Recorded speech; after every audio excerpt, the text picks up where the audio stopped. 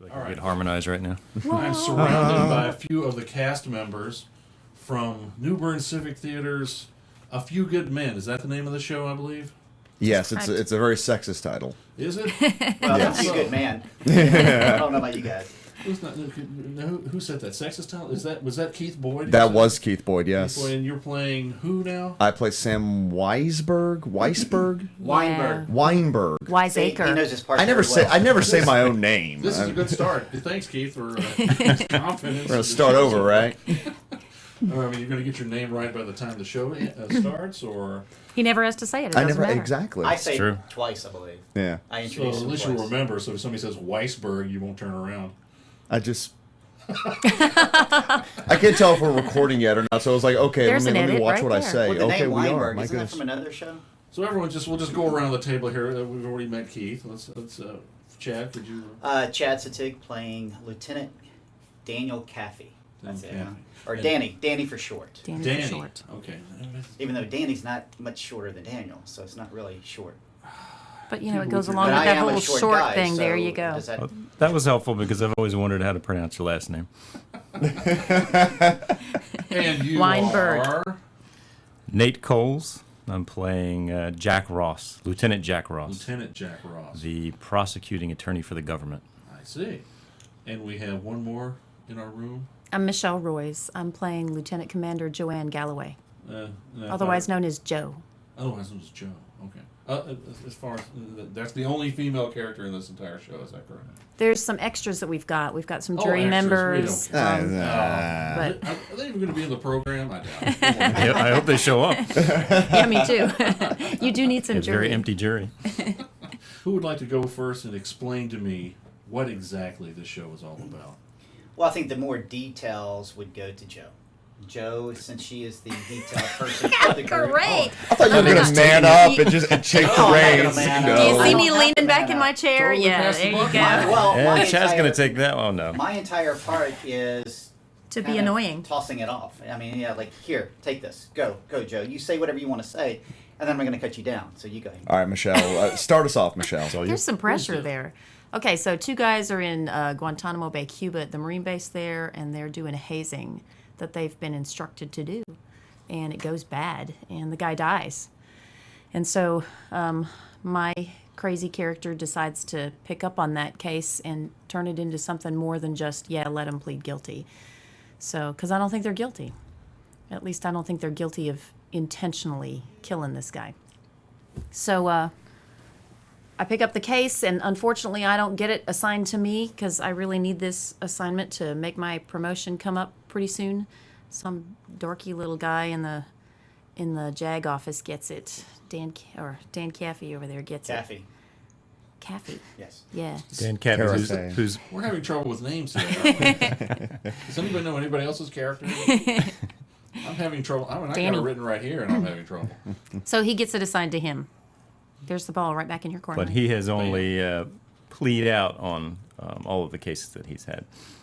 Oh, So they'll only expect him to get a plea deal on this. never actually. But had Dan to argue. Caffey's not having that. Oh. Yeah, I've actually never been in a courtroom. That's always been pled out. So, and I think that was part of the reason for assigning me to this is the Marine Corps really never wanted this to go to court. They wanted it to be handled in a quick fashion. And they brought me in, and that's exactly what's supposed to happen. Problem is Yes. that they brought me in. Oh. And it's... Oh, yeah, I'm like not- you were going to so give up on it so many times. They didn't was. realize what he was capable of. Really, that's pretty much In a it. world. I mean, easy work. Why work hard when you can work smart? Because you got this Working smart annoying is plea broad bargaining. Get over it? You here. ain't get it? I mean, what did I say? We could get these guys 12 years. How long did it take? 45 seconds? Yeah. A minute? Yep. That was it. Wow. My take on this is I'm going to get paid the same amount of money for the year, whether I take it to trial or not. So I might as well just work smart, get it over with, and move on. Plus, I have softball games coming up. He's really good at softball. But one of the guys that's the accused, one of the defendants, is not really standing for it either. Harold Dawson. Harold Dawson? Yes. Who's played by Peyton Jenkins. Peyton Jenkins. His character isn't standing for it either. He argues against Kaffee and says, you know, where's that going to put me if I get kicked out of the Marine Corps? What am I going to do now, basically? Yeah, those guys are pretty serious about being in the military. I mean, they have the nice haircuts and say sir quite a bit, and it really disturbs me when they say sir to me. You know, To the point of violence. pretty much. Yeah. Really? Yes, it Don't give it really away. is. Punches are thrown because of this? Or? You know, it's just too much. It's not slapstick. Honestly, it's too much formality for me.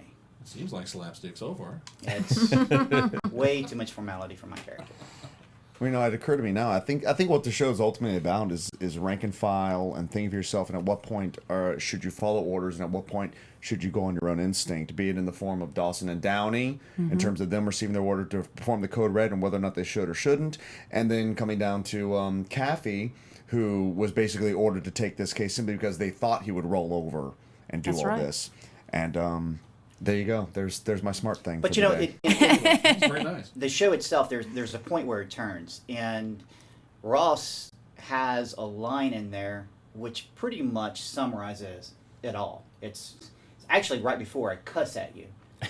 Do you cuss remember at that him a part lot. where I call you a lousy softball player, Right.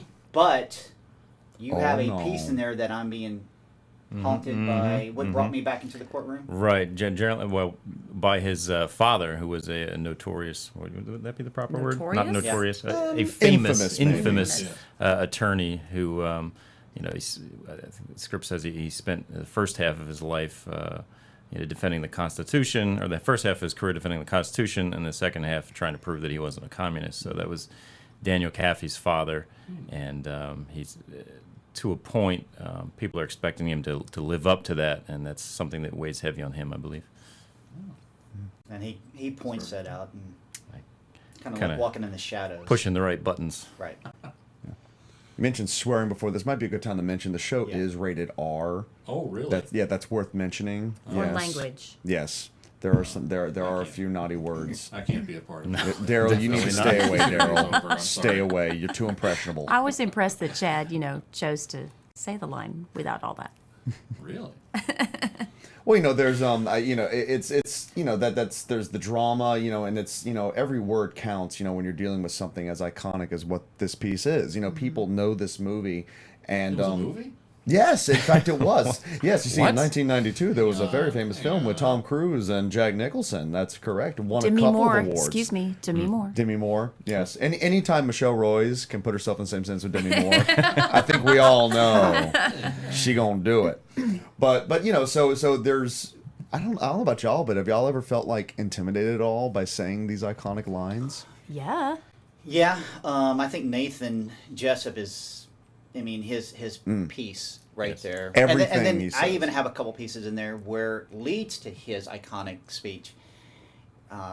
Even my part in the apartment scene is a well-known part. I don't know if Yeah. you guys were. Oh, yeah. I mean, it really is, and it's difficult from having seen the movie. So first of all, viewers, if you have not seen the movie, don't see the movie before you come see the play. No. See the play, because that's the difference between television and theater.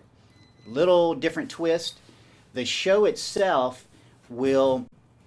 Many people are saying, "Is it just like the movie?" Well, yes and no. You got to understand that there was a Broadway play first, and then the movie came about. So it's a little bit different. The movie itself will have more flashbacks than what the play has more flashbacks than what the movie did. Jim Chittick, who plays Colonel Jessep, would you like to elaborate on the plot and the iconicity of the show? Good morning. I'm not sure why I was invited to this meeting, but you, Lieutenant Kaffee, you, Lieutenant Weinberg, you have my phone number. You could have called me, made sure I was here on time. But I did prepare a poem for today. Okay, gosh, here we go. let's hear it. With every great battle, if you don't want to lose, victory depends upon the Marines that you choose. That's right. Very nice. Very Wow. nice.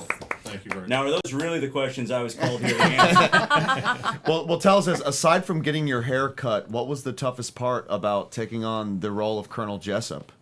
He hasn't cut his hair yet. having to look Chad Sittig in the face 3 inches away and could at least- scream at him. It was very difficult because he's grinning from ear to ear like a monkey. It's that cherub face. Well, the first thing you could do is learn how to say the name. It's Sittig. Okay. I learned that as well. I don't know. There are billboards all over town, and I still mispronounce it. Everyone's having problems with names evidently so far today. I was going to ask about uniforms because Chad and I were talking earlier about uniforms. I was wondering where are they getting these darn things, and are they proper? A lot of work has gone into making sure that there's a lot of accuracy. And I know we've had to do some changes in the ranking and how we refer to people within the show. We have had several people. Terry Jessep, he is playing our sergeant at arms. He is also sort of our military consultant. But we also have many of our other cast and crew, Brian Blaylock, Jeff Bashford, Alan Berger himself, the director.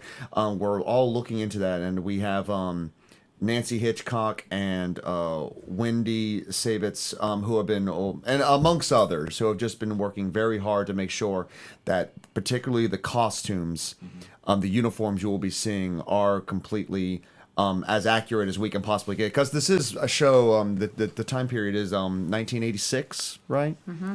So there are certain things that's been a little bit harder to manipulate because, just because the way some things have changed.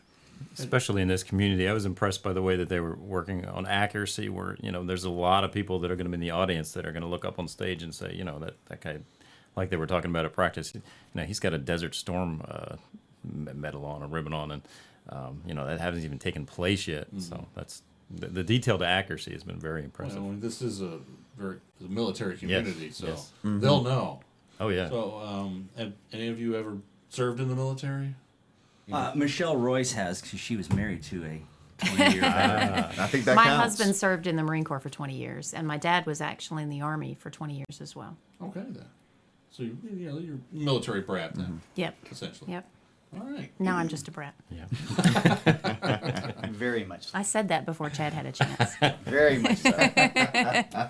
She is very annoying in this. Thank you.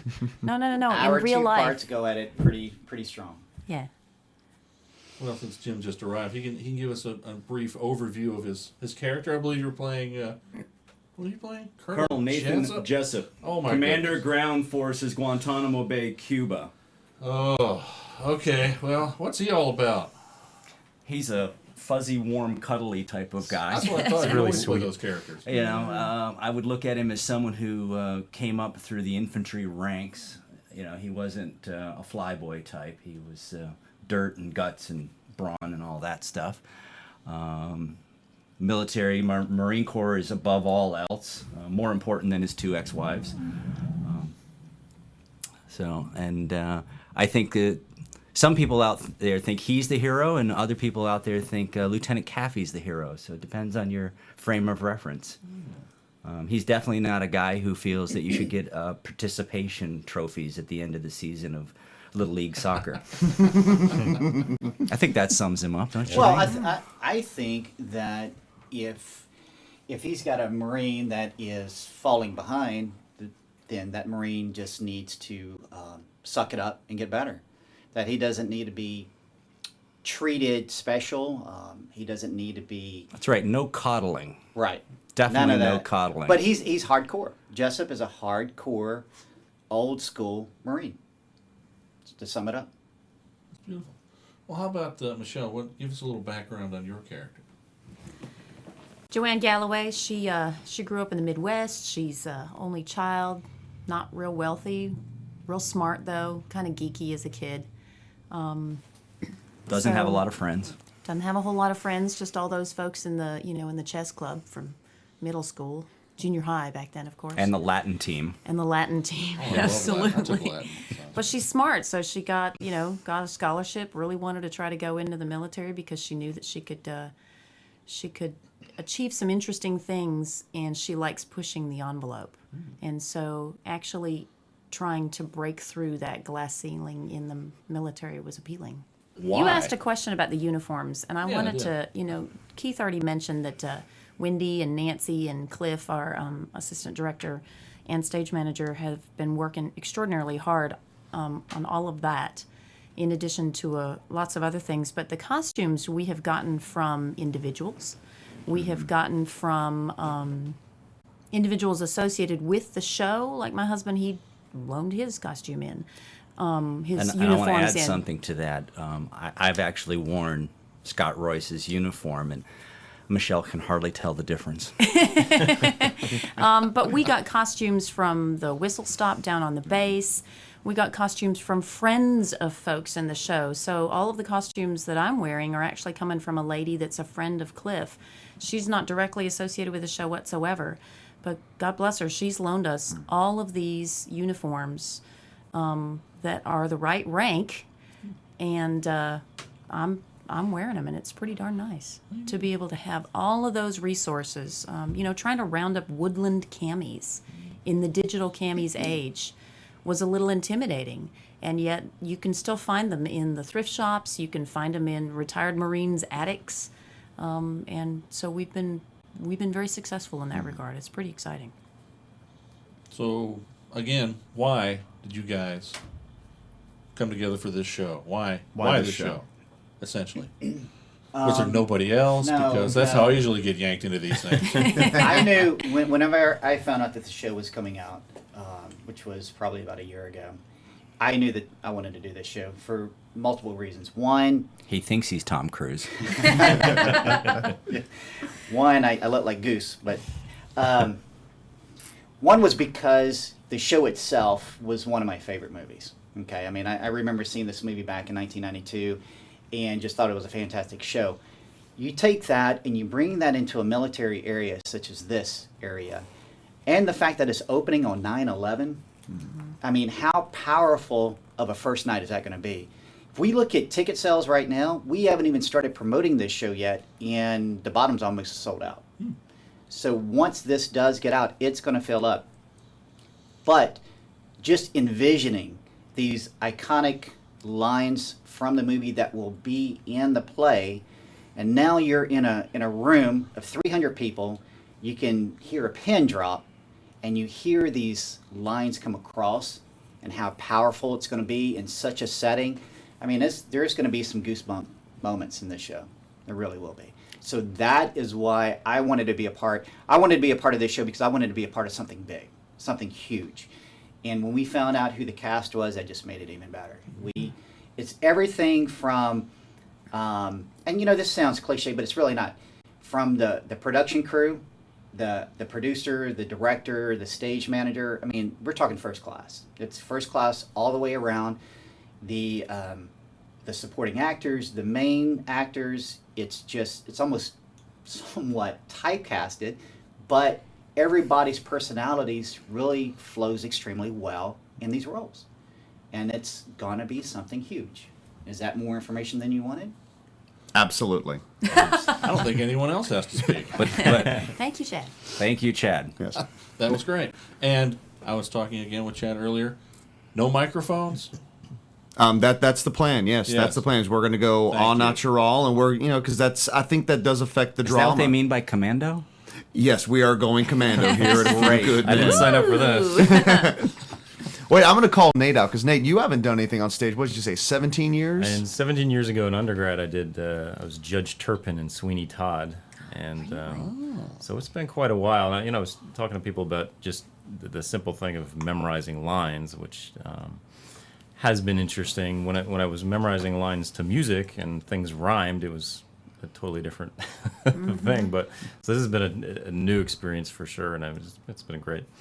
Well, the other problem with this show is so many of the audience knows the dialogue. If we Yes. get it wrong, they might call us out on it. Yeah. Yeah, typically there's that old adage of, don't worry, they don't have a script. In this case, they kind of do. Yeah. You might just jump up on stage and do the lines themselves. If you No, this is it. This is how you do it. No. But I've worked with certain actors that kind of freelance for entire paragraphs, and you stand there wondering when they're going to come back. You cannot do that in this show.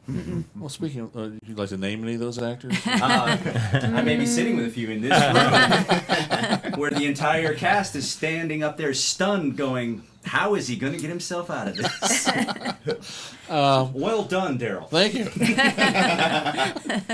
That was a birthday thing. I don't know.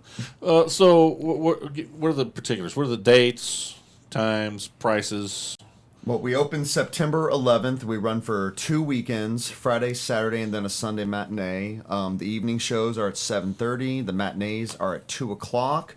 You can get your tickets at by calling 252 633-0567 or by going online www.newberncivictheater.org, and that's theater the fancy way with an R-E. Theatre. Yes. Theatre. Yes. Okay, well, I'd like to thank you all for showing up today. It was very nice of you, and thanks, Jim, for showing up. Eventually. Dismissed. That'll do it, folks. We'll wrap it up.